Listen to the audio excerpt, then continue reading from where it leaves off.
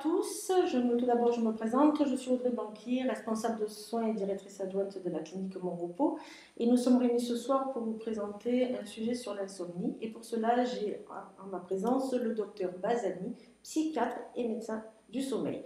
Bonsoir Céline. Bonsoir Audrey. Pourriez-vous nous expliquer avant tout qu'est-ce que vraiment l'insomnie ?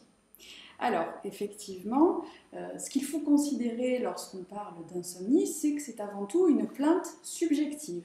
Ça veut dire que cela concerne le ressenti de la personne quant à la qualité de son sommeil, et c'est à différencier d'une réduction de sommeil, que cette réduction de sommeil soit volontaire ou non, en fonction des contraintes de la vie.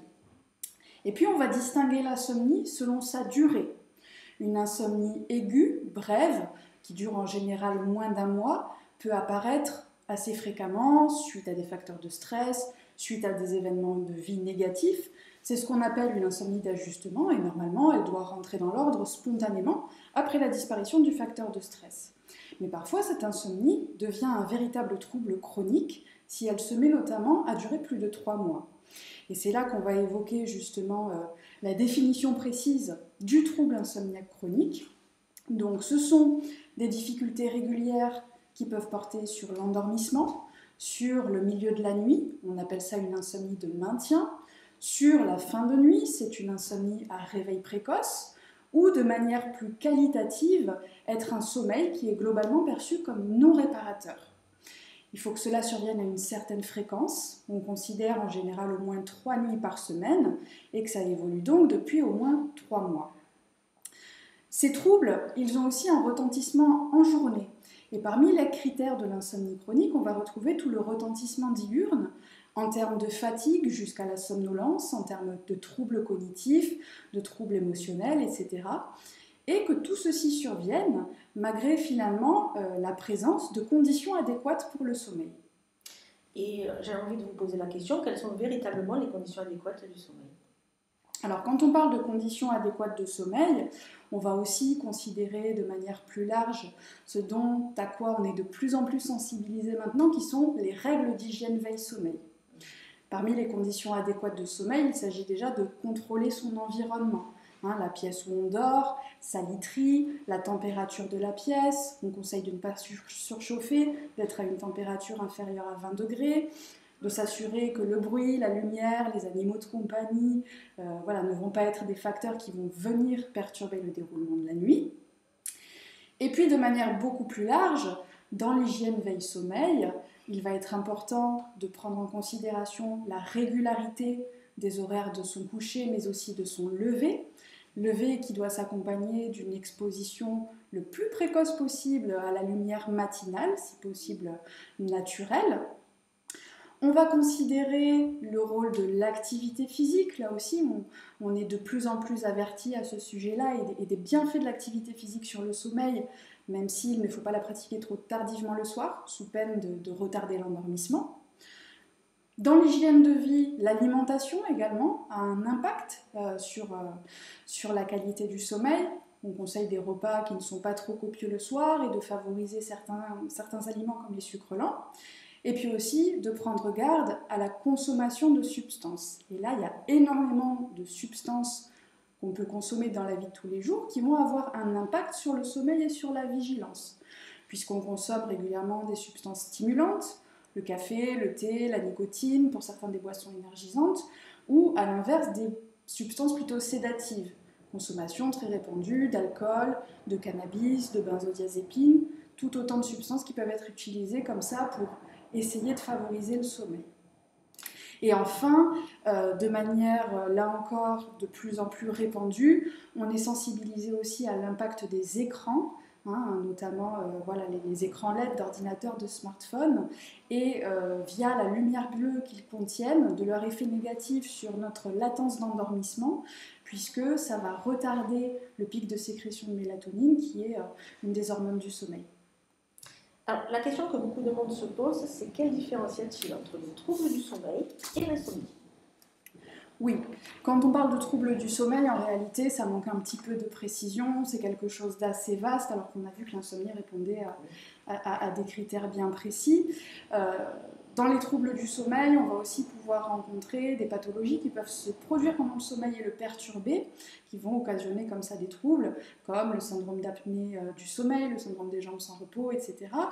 Et puis, occasionner également des troubles de l'éveil, puisque les troubles du sommeil et les troubles de la vigilance, en réalité, ce sont les deux faces d'une même pièce, si je puis dire, et ils sont toujours intimement liés, et on va pouvoir voir apparaître de la somnolence diurne, de l'hypersomnie, etc.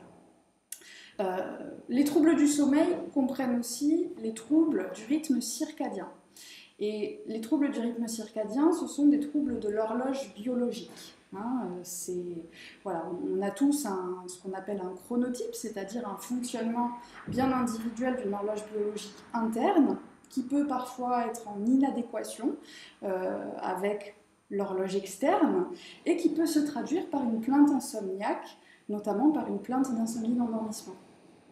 D'accord. Et tout le monde peut-il être touché par l'insomnie ?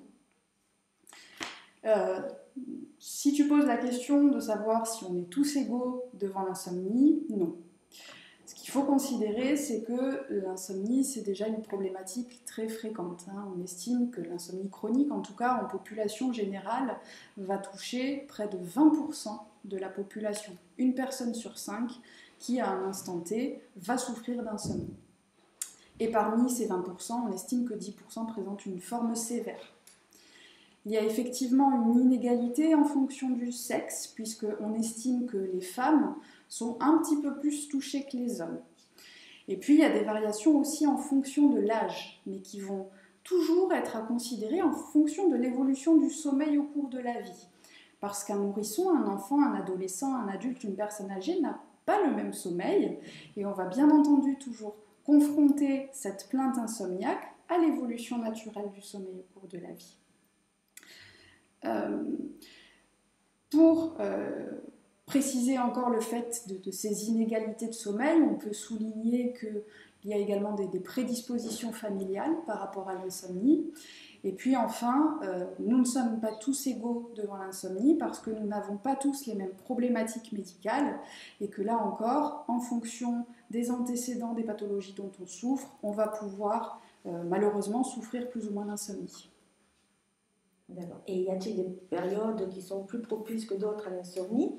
Et surtout, j'ai envie de vous demander, est-ce qu'il y a plus d'insomniaques de nos jours qu'avant ? Alors, c'est un petit peu difficile de préciser s'il y a plus d'insomniaques de nos jours que précédemment, mais ce qu'on sait néanmoins, c'est que ces 30 dernières années, notre mode de vie socio-professionnel nous a fait perdre en moyenne 1h30 de sommeil. Ça veut dire qu'il y a une dette chronique de sommeil qui concerne beaucoup de la population active, que ça se traduit par une insuffisance chronique de sommeil, avec tout le retentissement que ça occasionne, mais qui est quand même à distinguer du trouble insomniaque, dont là encore on a précisé la définition auparavant. Et puis, selon les périodes, alors on va trouver des facteurs biologiques qui vont pouvoir perturber le sommeil, des facteurs saisonniers, des facteurs hormonaux. Je pense notamment aux femmes. Les périodes prémenstruelles, les périodes de ménopause sont des périodes plus propices à l'insomnie. En fonction des périodes aussi de la vie, si on est exposé à des stress, à des événements de vie négatifs, là encore, on va pouvoir normalement souffrir d'une insomnie qui doit rester aiguë et brève, mais qui parfois continue à évoluer. Tout ce qui va également concerner au sens large les problématiques de décalage horaire, les changements d'heure jusqu'au jet lag des voyages transméridiens, ou plus largement les personnes qui occupent un travail posté, travail de nuit, travail en 3-8, vont là aussi pouvoir connaître des problèmes de sommeil avec ces problèmes de l'horloge biologique. Et puis enfin, pour rejoindre les actualités, actuellement, nous sommes effectivement dans une période qui voit se révéler ou s'aggraver des troubles du sommeil par le confinement sanitaire et par la pandémie, à la fois par la déstructuration des rythmes sociaux habituels que cela engendre, et puis bien évidemment par le contexte anxiogène général de la situation. Tout à fait. Et y a-t-il des pathologies qui peuvent favoriser justement l'insomnie ? Oui, c'est ce que j'évoquais en expliquant que les inégalités de sommeil pouvaient aussi dépendre des conditions médicales de la personne. L'insomnie peut être favorisée par énormément de conditions médicales. Des pathologies physiques, respiratoires, cardiaques, neurologiques, inflammatoires, les douleurs chroniques aussi sont des grands facteurs d'insomnie.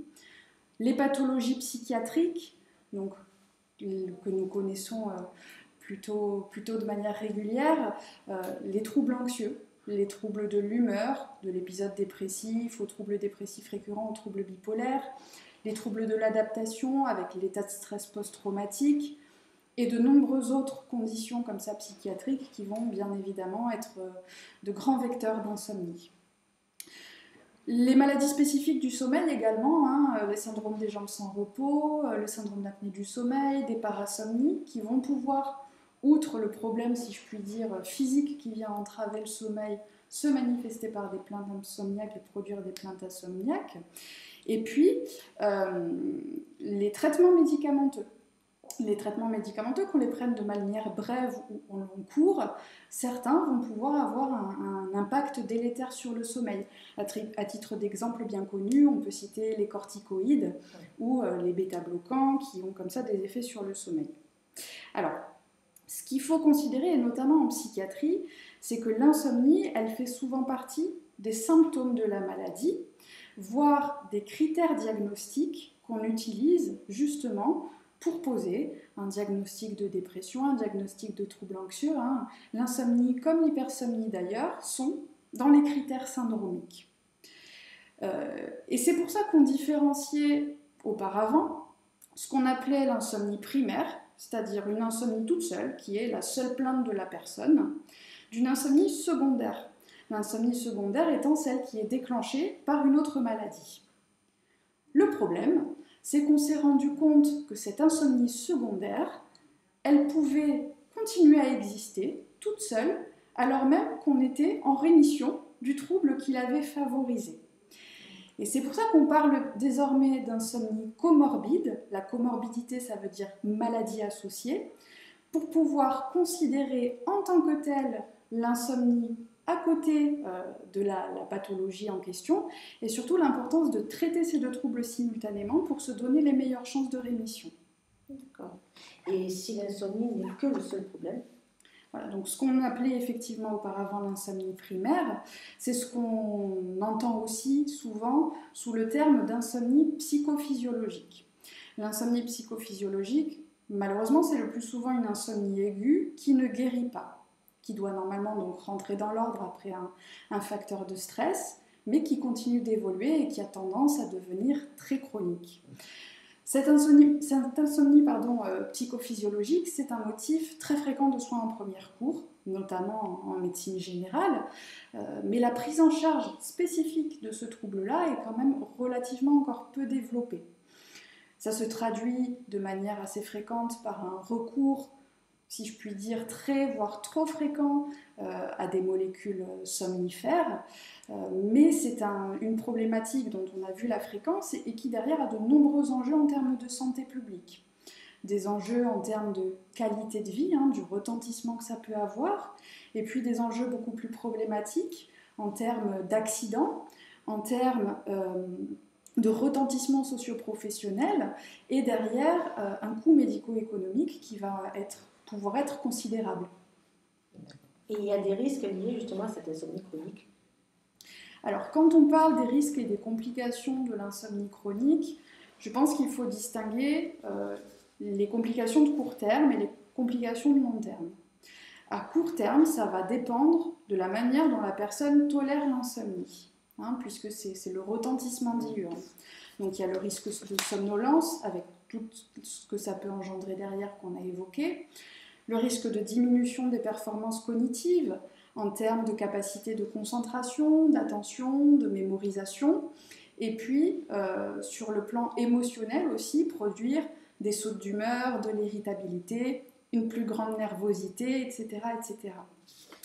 Et à côté de ça, on a les risques de plus long terme de l'insomnie chronique, dont on sait que ça majore le risque cardiovasculaire, ça majore le risque métabolique, la prise de poids, et notamment si l'insomnie s'accompagne de comportements de grignotage, hein, on ne dort pas, donc on va grignoter quelque chose dans la cuisine.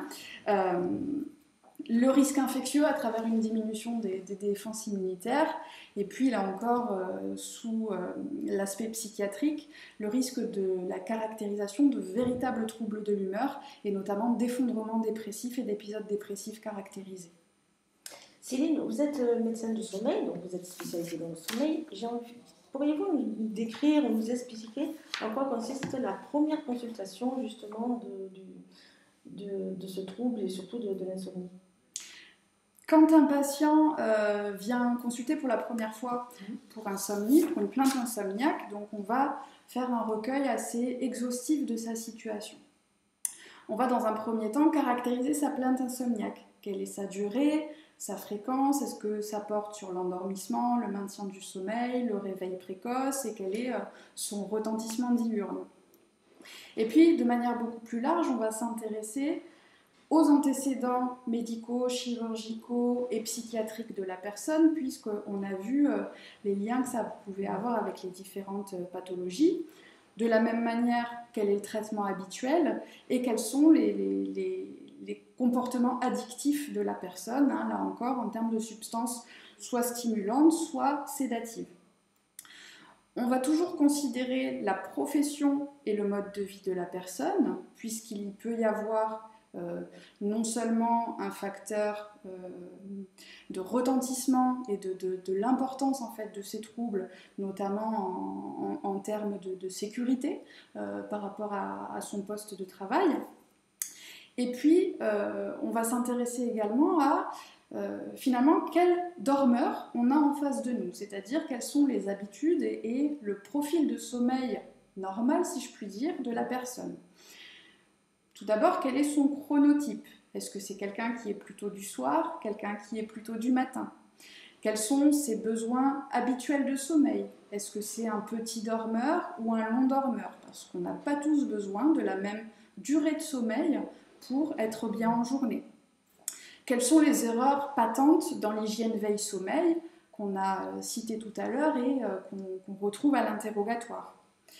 Et puis, même si les antécédents médico-chirurgicaux de la personne ne sont pas très évocateurs, on va aller justement chercher des signes d'orientation qui pourraient évoquer une maladie associée à cette insomnie, qu'elle soit physique, qu'elle soit psychiatrique, hein, est-ce qu'il y a des symptômes anxieux, des symptômes dépressifs, ou est-ce qu'il y a des signes en faveur des pathologies du sommeil, comme les apnées du sommeil, qui dans ce cas-là vont nous faire prescrire un examen complémentaire, notamment par exemple une polysomnographie, afin de pouvoir aller mettre en évidence ces troubles.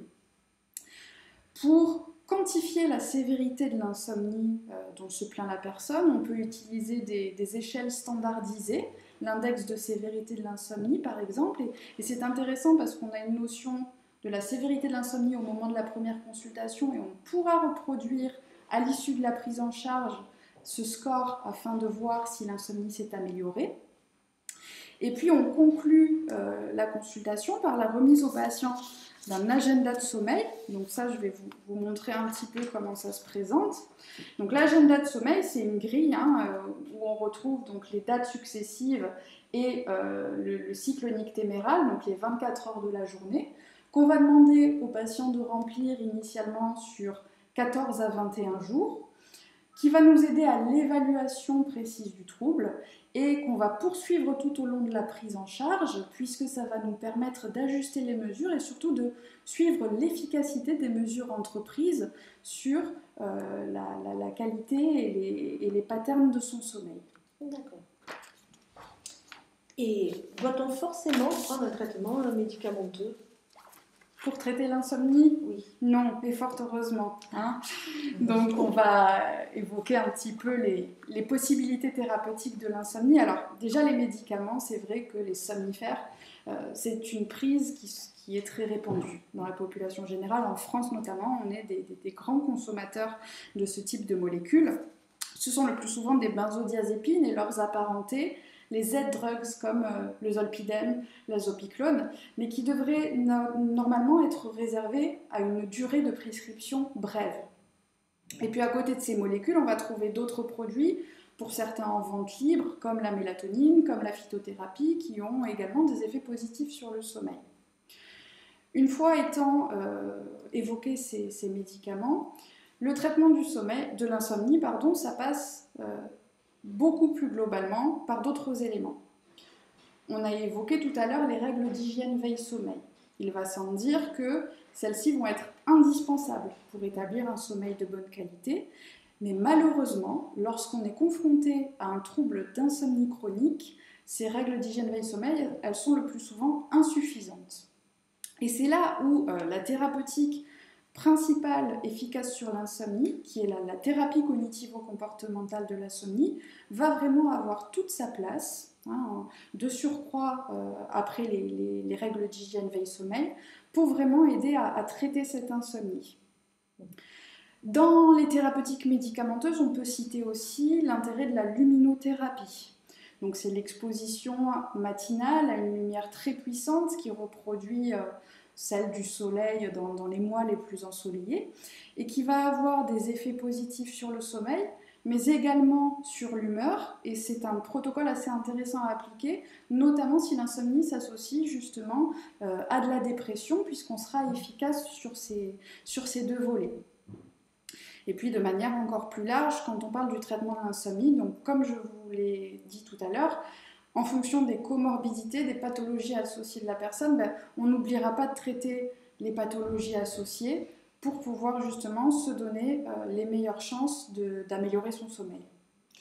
Alors Céline, moi j'ai une question, c'est surtout la dépendance des somnifères qui fait peur. Quels sont les risques et surtout, est-ce qu'on va pouvoir arrêter du jour au lendemain ou rapidement ce type de traitement?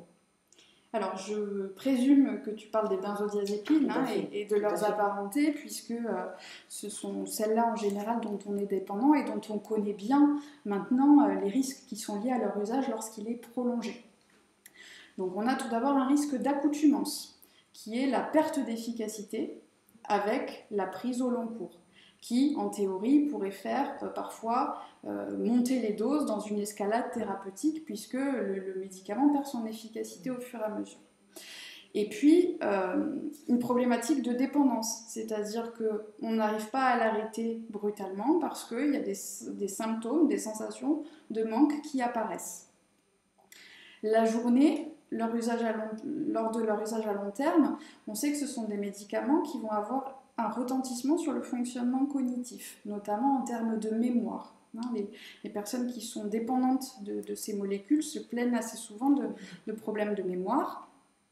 Et puis chez les sujets âgés, on sait que leur usage il est aussi assez problématique puisque ça majore le risque de chute, notamment de chute nocturne, avec derrière le risque de fracture et de toutes les complications, jusqu'à des complications fatales qui peuvent en découler. Donc, fort heureusement, ces médicaments, c'est possible de les arrêter. Mais ça ne doit jamais être fait n'importe comment. On ne doit pas les arrêter brutalement, sous peine de s'exposer à un syndrome de sevrage. C'est important de traiter d'abord l'insomnie, que la plupart du temps, ces traitements ne font que masquer, et en réalité, le plus souvent, les personnes arrivent en consultation en disant « je prends ce traitement depuis des mois, voire des années, et je ne dors toujours pas ». Donc, on reprend le traitement de l'insomnie par la thérapie cognitivo-comportementale. Et est-ce que vous pouvez nous expliquer un petit peu la prise en charge cognitivo-comportementale, justement, de l'insomnie? Oui, alors, ça part du principe et de la réalité qui est que le sommeil, c'est avant tout un comportement. Et qui dit comportement, dit possibilité de moduler ce comportement. On a vu que l'insomnie chronique, c'est le plus souvent une insomnie aiguë qui ne rentre pas dans l'ordre. Et pourquoi elle ne rentre pas dans l'ordre ? Il y a plusieurs raisons, mais il y a deux grandes raisons de cette chronicisation.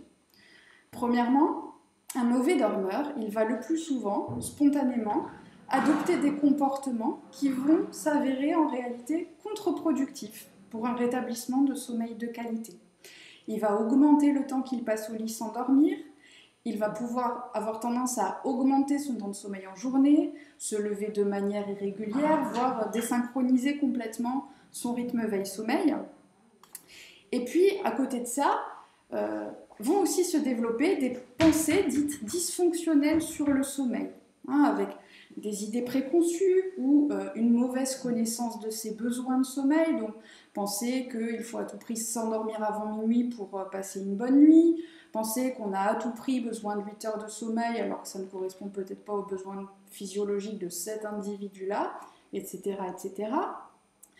On rencontre également aussi fréquemment une anticipation négative, que ce soit une anticipation négative du coucher. Certaines personnes, dès l'après-midi, vont redouter le soir parce que redouter le fait d'aller se coucher, voire développer une véritable phobie de leur lit, ou une anticipation négative du lendemain. Le mauvais dormeur qui se dit « Oh là là, je n'arrive pas à m'endormir, demain ça va être une catastrophe au travail, je ne vais jamais pouvoir assumer cette réunion, je vais avoir des cernes, mes collègues vont voir que je suis fatiguée, etc. etc. » Ou le type de pensée dysfonctionnelle qu'on peut encore retrouver, c'est l'incapacité à se passer de l'indéfectible Stimnox qu'on prend depuis 10 ans chaque soir et sans lequel on ne peut pas dormir. Donc, tout un tas comme ça de pensées et de comportements qui en réalité vont se pérenniser, qui vont aggraver l'insomnie et on va être coincé dans un espèce de cercle vicieux où les troubles vont continuer comme ça à exister. Et donc la prise en charge en thérapie cognitivo-comportementale de l'insomnie, elle va viser à identifier puis à modifier certaines des habitudes de sommeil et à amener le sujet à changer certains de ses comportements, notamment en luttant contre le temps passé au lit sans dormir, et puis faire tout un travail de restructuration sur les pensées et les croyances liées au sommeil, comme je viens de les évoquer. Ça va aider aussi à diminuer le niveau d'hyper-éveil qui est souvent associé à l'insomnie.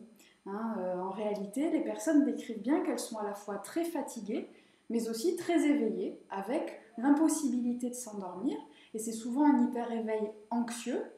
Et c'est pour ça que, par ailleurs, cette TCC de l'insomnie, elle se marie très bien avec des techniques comme de la relaxation, de la sophrologie, de la cohérence cardiaque, tout un tas comme ça de techniques qui peuvent favoriser la diminution de cet hyper-éveil et tout à fait s'organiser dans une prise en charge globale. D'accord. Et concrètement, pouvez-vous nous dire comment se déroule la prise en charge TCC ? Alors en pratique, donc on a vu comment se déroulait la première consultation, et donc quand s'initie une prise en charge TCC, c'est toujours de manière individualisée. Là encore, après l'évaluation complète et puis en fonction des besoins de la personne, de ses besoins de temps de sommeil, de son chronotype, de son mode de vie, des maladies qui sont associées, etc. Et puis c'est l'agenda de sommeil, là encore, que je vous ai montré tout à l'heure, qui va vraiment être l'outil majeur de cette prise en charge, de mise en place et de suivi, petit à petit pour favoriser, donc, premièrement, les changements de comportement. Alors, parmi ces modifications comportementales, on peut évoquer la restriction du temps passé au lit sans dormir, voire parfois une véritable restriction de sommeil. On a vu que le mauvais dormeur a souvent tendance à augmenter son temps passé au lit sans dormir. Ou des techniques dites par exemple de contrôle du stimulus. C'est pour ça qu'on conseille notamment de ne pas rester au lit si on ne s'endort pas ou on ne se rendort pas dans les 15-20 minutes, justement pour ne pas tourner en rond dans son lit, de se lever, de se mettre dans une atmosphère plutôt propice à la détente, au repos, tout en quittant le lit, pour réassocier de manière un petit peu spontanée le fait que le lit soit à réserver au sommeil. Et on va travailler donc également sur toute la partie cognitive, les anticipations négatives, les croyances comme ça dysfonctionnelles du sommeil. Ça s'opère lors d'un suivi régulier et à chaque consultation, on va voir un petit peu l'évolution et puis réévaluer et réajuster les mesures entreprises. Maintenant, ce qu'il faut souligner, c'est que c'est quand même quelque chose qui nécessite de la motivation. Les habitudes, et a fortiori les mauvaises habitudes, c'est quand même une des choses qui sont les plus difficiles à modifier. Donc ça va nécessiter une forte motivation de la personne pour impulser et initier des changements.